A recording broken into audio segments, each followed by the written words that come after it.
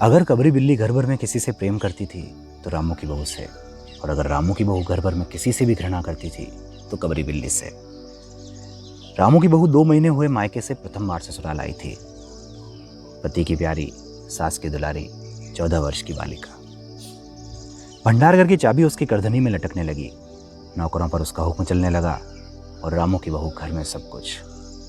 सास जी ने माला ली और पूजा पाठ में मन लगाया, लेकिन वह तो ठहरी 14 वर्ष की बालिका।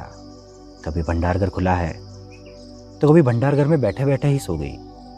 कबरी बिल्ली को मौका मिला, वह घी दूध पर जुट गई। रामू की बहू की जान आफत में और कबरी बिल्ली के छक्के पंजे। रामू की बहू हांडी में घी रखते रखते ऊँग गई और बचा हुआ घी कबरी के पेट में। रामू की बहू दूध ढककर मिश्रानी को जींस देने गई और दूध न दारद। अगर बात यहीं तक रह जाती तो भी बुरा न था। कबरी रामू की बहू से कुछ ऐसी परच गई थी कि रामू की बहू के लिए खाना पीना दुश्वार। रामू की बहू के कमरे में रबड़ी से भरी कटोरी पहुंची और जब रामू आए तो कटोरी साफ चटी हुई। बाजार से बलई आई और जब तक रामू की बहू ने पान लगाया, बलई गायब। रामू की बहू ने तय कर लिया था कि या तो घर में वही रहेगी या कबरी बिल्ली। मोर्चाबंदी हो गई और दोनों सतर्क। बिल्ली फंसाने का कटघरा आया। उसमें दूध, मलाई, चूहे और भी बिल्ली को स्वादिष्ट लगने वाले विभिन्न प्रकार के व्यंजन रखे गए, लेकिन बिल्ली ने उधर निगाह तक न डाली। इधर कबरी ने सरगर्मी दिखलाई। अभी तक तो वह रामू की बहू से डरती थी, पर अब वह उसके साथ लग गई, लेकिन इतने फासले पर कि रामू की बहू उस पर हाथ न लगा सके। कबरी के हौसले बढ़ जाने से रामू की बहू का घर में रहना मुश्किल हो गया। उसे मिलती थी सास की मीठी झिड़कियां और पतिदेव को मिलता था रूखा सूखा भोजन। एक दिन रामू की बहू ने रामू के लिए खीर बनाई। पिस्ता, बादाम, मखाने और तरह तरह के मेवे दूध में औटाए गए। सोने का वर्क चिपकाया गया और खीर से भरकर कटोरा कमरे के एक ऐसे ऊंचे ताक पर रखा गया जहां बिल्ली न पहुंच सके। रामू की बहू इसके बाद पान लगाने में लग गई। उधर बिल्ली कमरे में आई। ताक के नीचे खड़े होकर उसने ऊपर कटोरे की ओर देखा।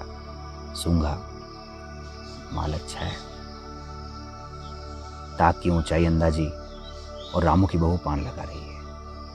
पान लगाकर रामू की बहू सास जी को पान देने चली गई और कबरी ने छलांग मारी। पंजा कटोरे में लगा और कटोरा झनझनाहट की आवाज के साथ फर्श पर। आवाज रामू की बहू के कान में पहुंची। सास के सामने पान फेंक कर वह दौड़ी। क्या देखती है?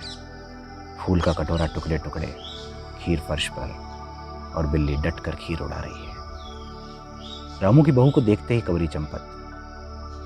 अब रामू की बहू पर खून सवार हो गया। न रहे बांस, न बजे बांसुरी।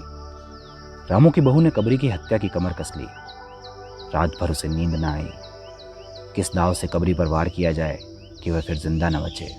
पड़े पड़े वह यही सोचती रही। सुबह हुई और वह क्या देखती है? कबरी देहरी पर बैठी बड़े प्रेम से उसे देख रही है। रामू की बहू ने कुछ सोचा। इसके बाद मुस्कुराती हुई वह उठी। कबरी रामू की बहू के उठते ही खिसक गई। रामू की बहू एक कटोरा दूध कमरे के दरवाजे की देहरी पर रखकर चली गई। हाथ में पाटा लेकर वह लौटी तो देखती है कि कबरी दूध पर जुटी हुई है। मौका हाथ में आ गया। सारा बल लगाकर पाटा उसने बिल्ली पर पटक दिया। कबरी न हिली, न डुली, न चीखी, न चिल्लाई, बस एकदम उलट गई। आवाज जो हुई तो मेहरी झाड़ू छोड़कर, मिश्रानी रसोई छोड़कर और सास पूजा छोड़कर घटनास्थल पर उपस्थित हो गई। रामू की बहू सिर झुकाए अपराधिनी की भांति बातें सुन रही थी। मेहरी बोली, अरे राम, बिल्ली तो मर गई। माँ जी, बिल्ली की हत्या बहू से हो गई, ये तो बहुत बुरा हुआ।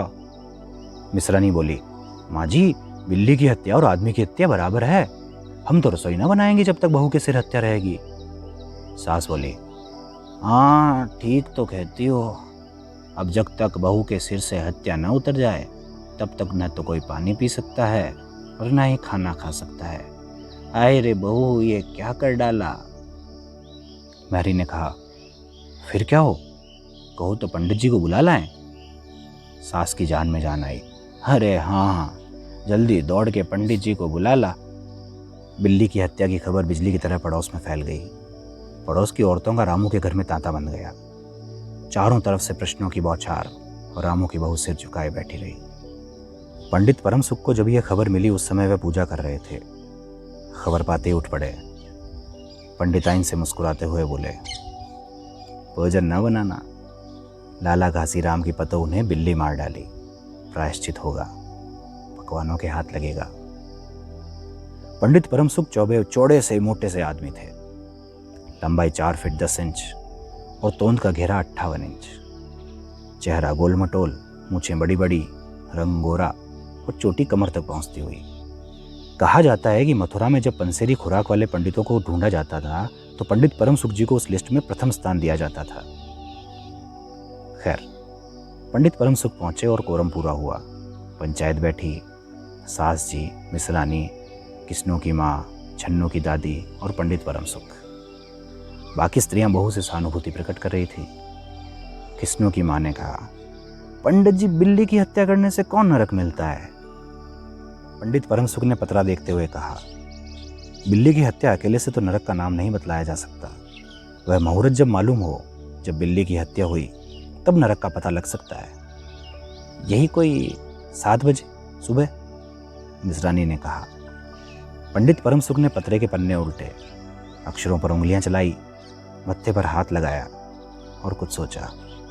चेहरे पर धुंधलापन आया, माथे पर बल पड़े, नाक कुछ सिकुड़ी और स्वर गंभीर हो गया। हरे कृष्णा हरे कृष्णा हरे कृष्णा। प्रातःकाल ब्रह्म मुहूर्त में बिल्ली की हत्या, घोर कुंभी पाक नरक का विधान है। रामू की माँ, ये तो बहुत बुरा हुआ। रामू की माँ की आंखों में आंसू आ गए। तो फिर पंडित जी, अब क्या होगा, आप ही बतलाएं। पंडित परम सुख मुस्कुराए। रामू की माँ, चिंता की कौन सी बात है, हम पुरोहित फिर किस दिन के लिए हैं? शास्त्रों में प्रायश्चित का विधान है, सो प्रायश्चित से सब कुछ ठीक हो जाएगा। रामू की माँ ने कहा, पंडित जी, उसी लिए तो आपको बुलवाया था। अब आप आगे बतलाओ कि आगे क्या किया जाए। किया क्या जाए? यही कि एक सोने की बिल्ली बनवाकर बहू से दान करवा दी जाए, और जब तक बिल्ली न दे दी जाए तब तक तो घर अपवित्र रहेगा। बिल्ली दान देने के बाद से 21 दिन का पाठ हो जाए। छन्नों की दादी ने कहा, हाँ और क्या, पंडित जी ठीक ही तो कहते हैं। बिल्ली अभी दान दे दी जाए तो पाठ फिर हो जाए। रामू की माँ ने कहा, तो पंडित जी कितने तोले की बिल्ली बनवाई जाए? पंडित परम सुख मुस्कुराए। अपनी तोंद पर हाथ फेरते हुए उन्होंने कहा, बिल्ली कितने तोले की बनवाए जाए? अरे रामू की माँ, शास्त्रों में तो लिखा है कि बिल्ली के वजन भर सोने की बिल्ली बनवाई जाए, लेकिन अब कलयुग आ गया है, धर्म कर्म का नाश हो गया है, श्रद्धा नहीं रही। सो रामू की माँ, बिल्ली के तोल भर की बिल्ली तो अब क्या बनेगी, क्योंकि बिल्ली 20-21 शेर से कम की तो क्या होगी। हाँ, कम से कम 21 तोले की बिल्ली बनवा के दान करवा दो, तो आगे अपनी अपनी श्रद्धा। रामू की माँ ने आंखें फाड़कर पंडित परम सुख को देखा। बाप रे बाप, 21 तोला सोना! पंडित जी, ये तो बहुत है, तोले भर की बिल्ली से काम न चलेगा। पंडित परम सुख हंस पड़े। रामू की माँ, 1 तोला सोने की बिल्ली?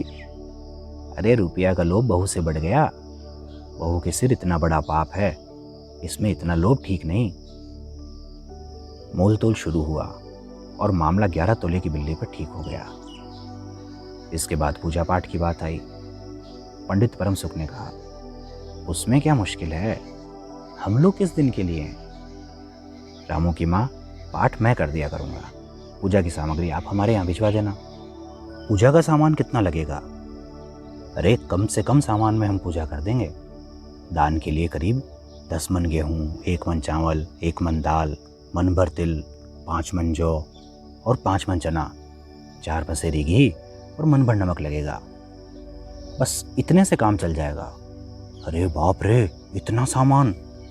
पंडित जी, इसमें तो 100-150 रुपया खर्च हो जाएगा। रामू की माँ ने रुआंसी होकर कहा, हाँ तो फिर इससे कम में काम नहीं चलेगा। बिल्ली की हत्या कितना बड़ा पाप है रामू की माँ।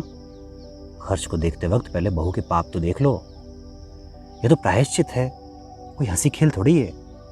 और जैसी आपकी जिसकी मर्यादा, प्रायश्चित में उसे वैसा ही खर्च करना पड़ता है।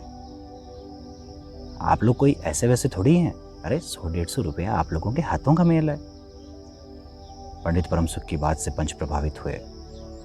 किस्नू की माँ ने कहा, पंडित जी ठीक तो कहते हैं, बिल्ली की हत्या कोई ऐसा वैसा पाप तो है नहीं, बड़े पाप के लिए खर्च भी बड़ा चाहिए। छन्नू की दादी ने कहा, और नहीं तो क्या, दान पुण्य से ही पाप कटते हैं, दान पुण्य में किफायत ठीक नहीं। मिसरानी ने कहा, और फिर माँ जी आप लोग बड़े आदमी ठहरे, इतना खर्च आप लोगों को कौन सा अखरेगा। रामू की माँ ने अपने चारों ओर देखा, सभी पंच पंडित के साथ पंडित परमसुख मुस्कुरा रहे हैं। उन्होंने कहा, रामू की माँ, एक तरफ तो बहू के लिए कुंभे पाक नरक है और दूसरी तरफ तुम्हारे जिम में थोड़ा सा खर्चा, सो उससे मुंह न मोड़ो। एक ठंडी सांस लेते हुए रामू की माँ ने कहा, अब तो जो नाचना चाहोगे नाचना ही पड़ेगा। पंडित परमसुख जरा कुछ बिगड़ कर बोले, रामू की माँ ये तो खुशी की बात है, अगर तुम्हें यह अखरता है तो ना करो, मैं चला। इतना कहकर पंडित जी ने अपनी पोथी बटोरी। अरे पंडित जी, रामू की माँ को कुछ नहीं करता, बेचारी को कितना दुख है, बिगड़ो नहीं। मिसरानी, छन्नू की दादी और किस्नू की माँ ने एक स्वर में कहा।